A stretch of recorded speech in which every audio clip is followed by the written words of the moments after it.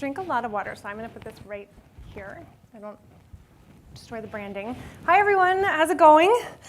So you all have had a day and a half of a lot of intense information, right? And I am going to try and keep you awake and alive for the next 30 minutes after lunch, so you might be like getting a little tired, but we're going to try and keep it waked up. That's the whole point of this session. So first, a little bit about me. I also talk really fast, so try and keep up. Hi, I'm Tiffany. I am originally from New Orleans and just recently moved to Texas about 8 months ago, and I love it. Thanks, y'all. It's been a really nice welcome, and I say y'all anyway, so that hasn't been an adjustment. It's awesome.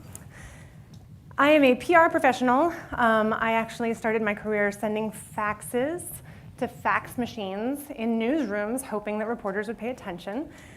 It's real, look it up. Now I send tweets on Twitter and hope that reporters are paying attention. It's pretty much exactly the same thing, just a different platform, which I think sometimes we forget that the basics of marketing are pretty consistent.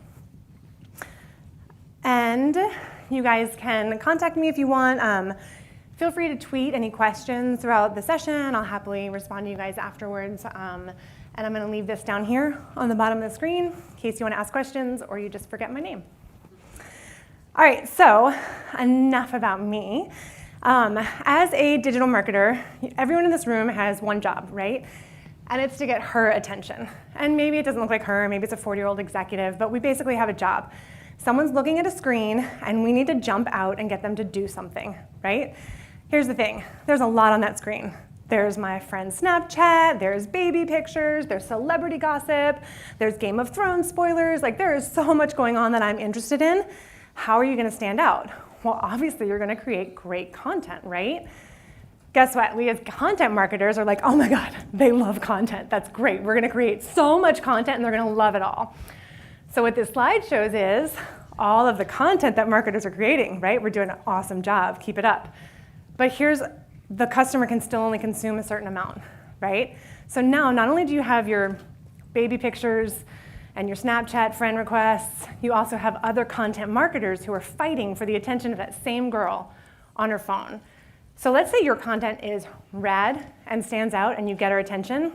What do you want her to do?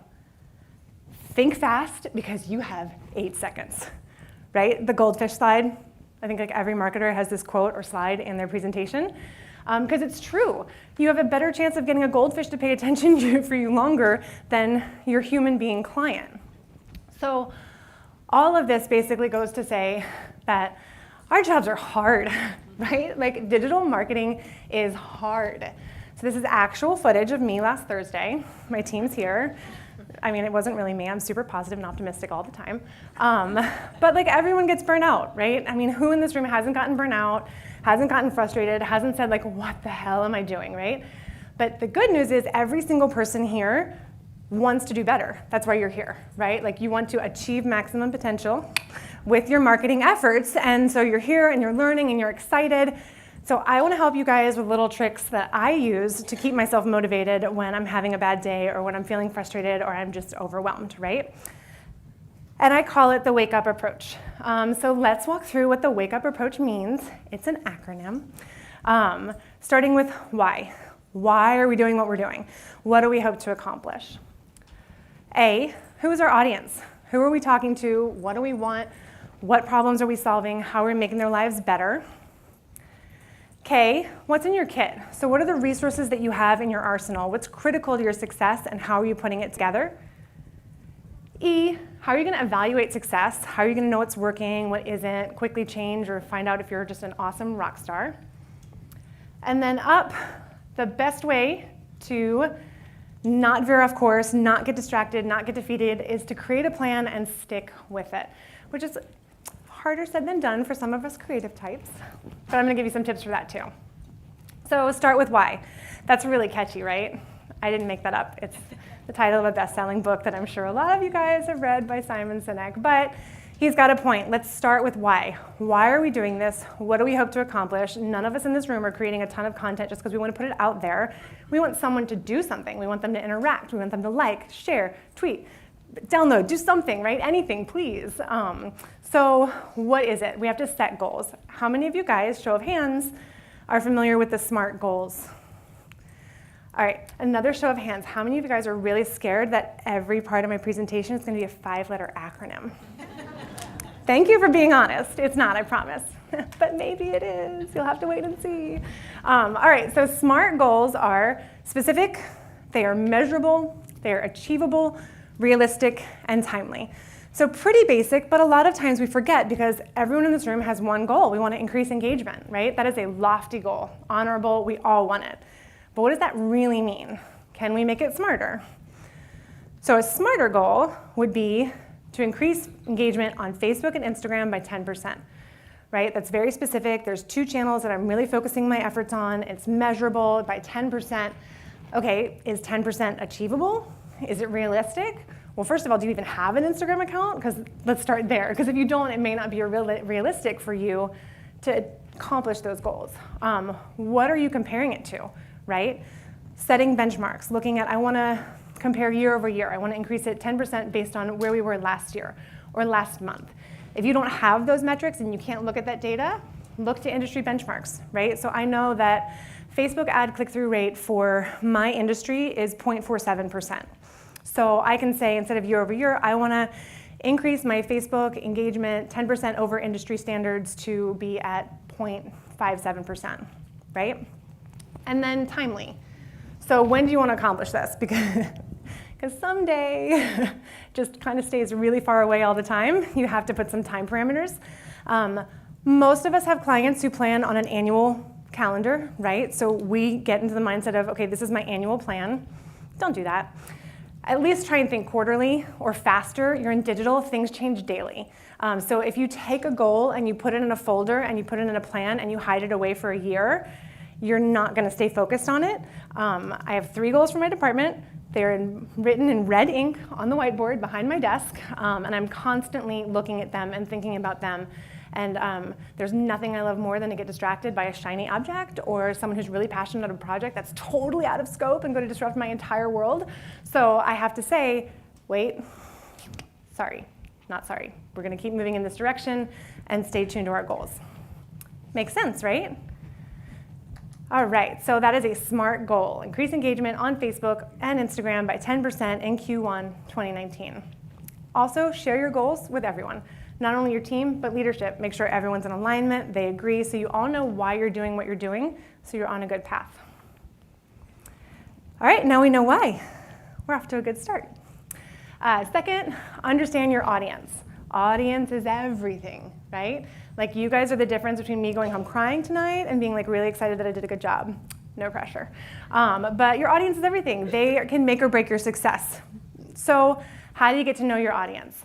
First, understand who are you talking to.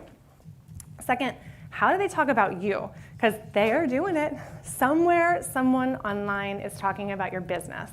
If you're not listening, you're missing a huge opportunity. How do you talk to them, right? What are you saying? Is it relevant? Is it going to resonate? So first of all, who are you talking to? This is a breakdown of an indie gamer, socially competitive Sam. We've got all the usual suspects here, right? We've got the name, I keep turning my head. We've got her gender. We've got how much money she makes, what industry she's in, right? Now, let's add a little something. When you give her a photo and a face and a quote, like I like winning to the point where I will pay to beat my friends, suddenly I really know Samantha. I know Samantha a little too well, right? She's kind of creepy. But when you put this name and this visualization and go further than just your demographics, you really understand your audience a lot better. And it puts yourself in a situation where you can all sit around a table with your entire team, your leadership, and say, that's a great idea, but is Samantha going to call bullshit? Right? Like, is Samantha going to like that? And if the answer is no, you have a quick gut check, and you don't have to go back and say, well, would a 23-year-old female living in Boston who makes $65,000 appreciate that? It's like, no. Is Sam going to like it? If not, let's rethink it. So this is a resource I use called Extensio. It's a free resource. I don't know if you guys have heard of it, but you can download this template. And it just gives you kind of the basics. And you might wonder, okay, but how do I find out about my customer, right? Well, you can ask them. You can ask your salespeople. You can do some digging in some data analysis. Again, when we talk about knowing your customer, you don't necessarily need a $100,000 focus group to understand who your customers are and what they're saying, because we have different ways of listening now, right? And if eavesdropping makes you uncomfortable, we'll just call it social listening, okay? Social listening. So how do we start with social listening? Hashtags. Hashtags are the bread and butter of finding out how people are talking about things. And if you do not believe me that somewhere, no matter what you're working on, someone's talking about your industry, let's take economic development. Super sexy, right? Blowing up everyone's feed right now. You're all following this hashtag, right? No?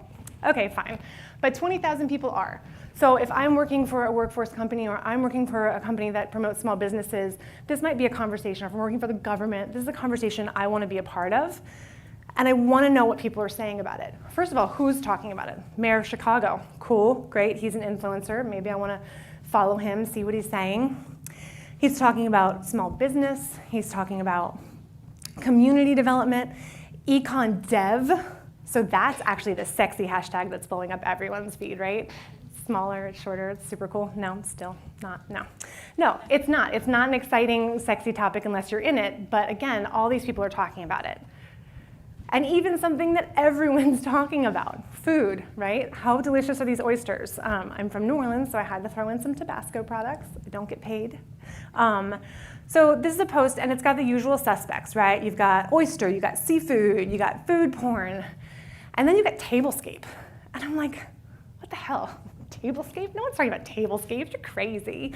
I'm wrong. 61,465 posts about tablescapes, right? So even though I think I know all of the food marketing hashtags out there and how to get in front of every food marketer, I find something new. And now, as Tabasco, I'm going to want to create all of these tablescape posts, right? And I'm going to want my food styling to make sure that it looks good on a table so I can use this hashtag and get in front of people who care. Apparently 61,000 people care about tablescapes. Who knew? Not me. But think about using hashtags and finding hashtags. Find what your consumers are looking at. Follow those hashtags to find out different ways to understand what they're saying and how you can communicate with them. Let Google help, right? Like, Google's awesome. If I type in flu symptoms, I work for urgent care, right? And I need to write some blog posts or create some content or send some emails out about flu season, but I just got one post and it's like, the flu sucks. Well, now Google has told me you can write a whole post about how long does the flu last, different flu symptoms, stomach flu, pneumonia, Tamiflu. Thank you, Google. I now have an editorial calendar of 16 ideas. Awesome, right? So think about how your customer is searching, think about what they're looking for, and then alternative ways to use those search terms to not only create content, but make sure that your websites are using this too, right? Because it's good for SEO. If you're putting content in your website that people are searching for, they're going to find you. Makes perfect sense, right? So how are you talking to them? This is probably the most important thing. So we're all really excited about what we sell, right? Like, we love what we do and we want to tell everyone about it. But what we are really excited about and what our customers give a ish about are sometimes very different things, right? So there's a crossover. So we've all been to that cocktail party. You're standing next to that guy and he's like, all about me, right? I went on vacation, I got a new car, I got a promotion, let me tell you about my house. Don't be that guy. No one wants to talk about that guy. Don't just constantly put out information about you. Find out what the common interest is, what your audience is interested in, and create content for them that's relevant. And don't forget to customize your content for different channels. This sounds so logical, right? I wouldn't take a radio ad, 30 seconds of audio, and slap it on a TV screen. Seems the stupidest idea ever. But how often do you see brands posting the exact same piece of content across 17 platforms? They just automate it, same message, same piece of creative, same everything. And it's like, it doesn't work that way. People consume messaging, they consume content differently on different channels. And what's great news about this is, this doesn't mean you have to create more content. This means you have to be smarter about the way you repurpose your content. So to give you an example, here's a 4-minute video that was created for New Orleans to make an economic development sexy. And it was an interview with 4 entrepreneurs who were having success in the city that was uploaded to YouTube. We then profiled each one of those entrepreneurs and gave them their own blog post. right? So we took the video, then took the content from the video and put it into written word, because that's how some people want to use it, then put those in a newsletter. And then from those 4 blog posts, we took 5 quotes and created 5 separate Instagram posts. Put them in a pretty template, put them on Instagram, use different hashtags, use different quotes that were going to resonate with different people based on the messaging that we knew was going to work. So we have one 4-minute piece of content that's now like 30 additional pieces of content that's translated for different channels, the way that our customer wants to consume them. I couldn't have taken that 4-minute video and just slapped it on Instagram. It doesn't work that way. All right, so we know why we're doing what we're doing. We know who our audience is. Now let's talk about assembling our kits. Who was in the Boy Scouts, Girl Scouts? Show of hands. Yeah, me neither. But good for you. However, I do know the importance of assembling a very good survival kit, right? It's the difference between me and not being here. So let's talk about how to assemble your kit and what goes into your digital media survival kit. So we have a couple of key essentials. Every kit has an essential, right? Your channel, which, someone is going to stay awake at night because of that. Some designer in here, I just gave the goosebumps. So your channel, your content, and your people, right? So these are critical parts of your kit. So let's look at each one of those and get away from that horrible L. First of all, assess your channels, right? Where can you actually achieve success? You are not capable unless you have Coca-Cola, Nike money of being on every single channel and doing a great job. Put it out of your mind.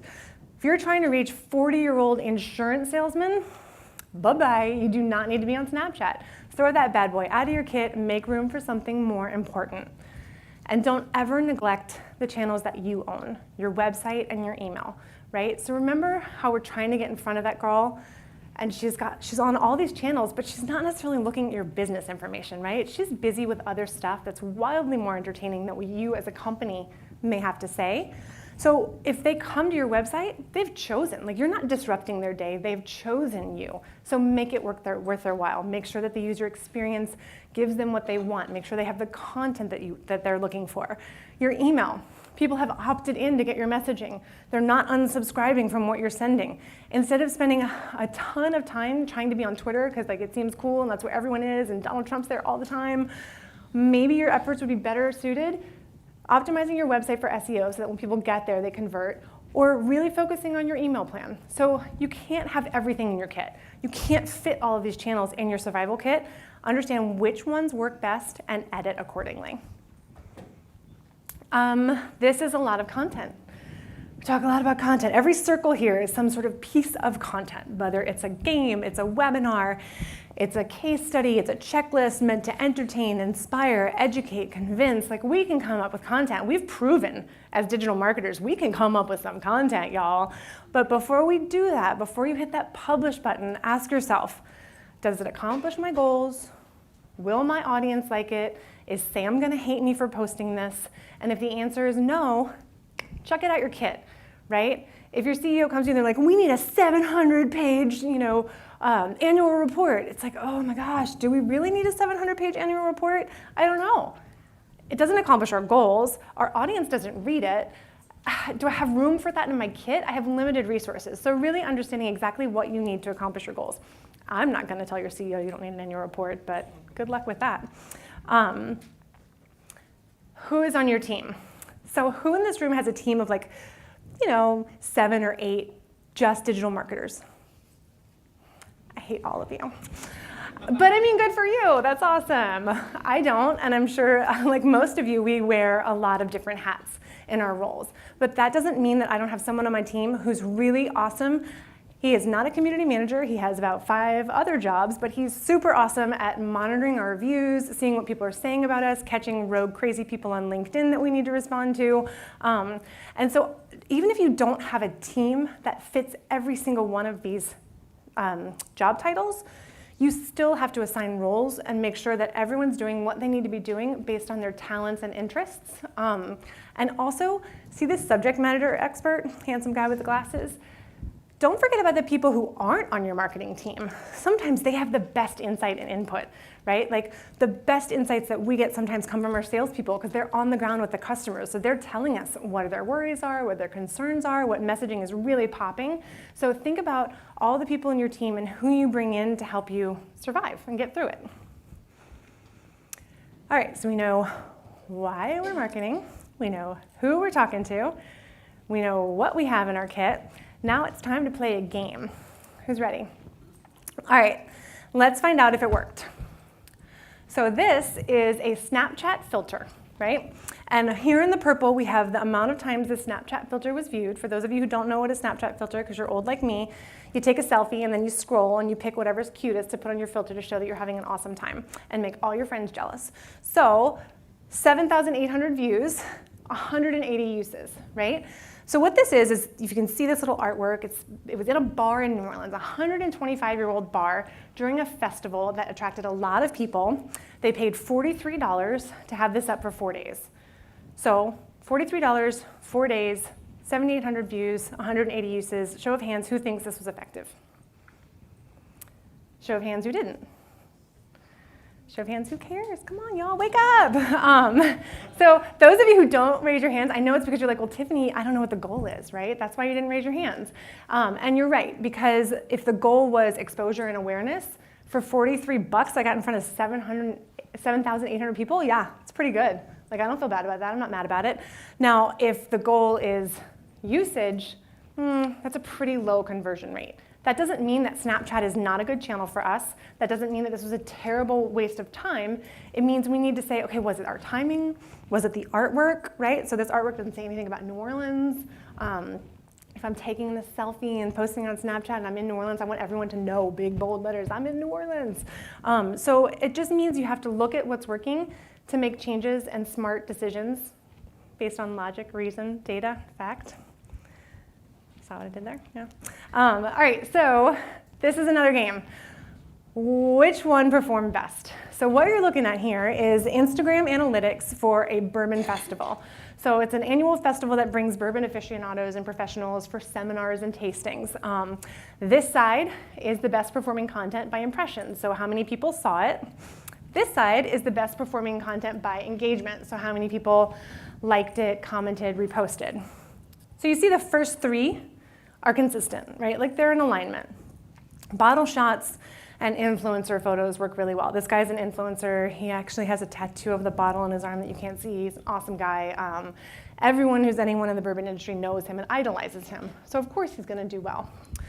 So I want to call your attention to my buddy here with the bald head.